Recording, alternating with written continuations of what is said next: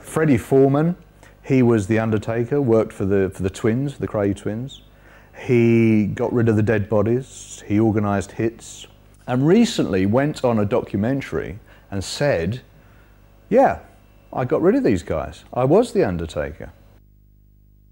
You could feel the audiences holding their breaths and thinking, what is this man doing? He's admitting to crimes on TV, but suddenly now has become acceptable to do that.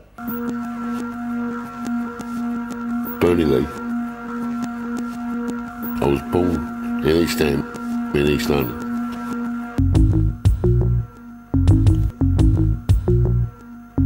Nitro's easy. I was the first man in London to use it. Made the nitro myself. I love nitro. Nitro's easy. A lot of criminals have come out of the woodwork, have come up from the underground, and they're telling their stories and selling their stories. And people in the public are either horrified by it, but strangely attracted towards it.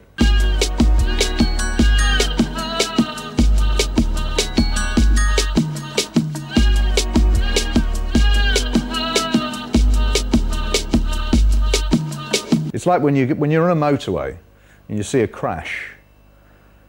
I challenge anyone not to look at that crash. You have to look at the crash. It's the dark side that we have to look at.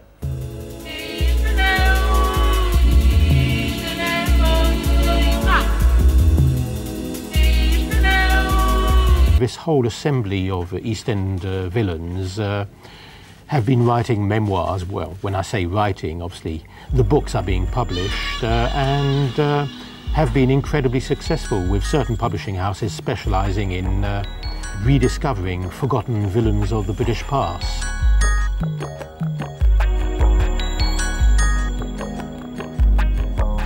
Men like Frankie Frazier is certainly a psychopath, there's no doubt about it, confirmed psychopath. Suddenly they became wanted. They were appearing on talk shows. They had columns in newspapers. They had books. The things that he used to do was called the dentist, because he used to torture people, take their teeth out, to make them talk. The things that he used to do became jokes. He used to laugh about them on chat shows.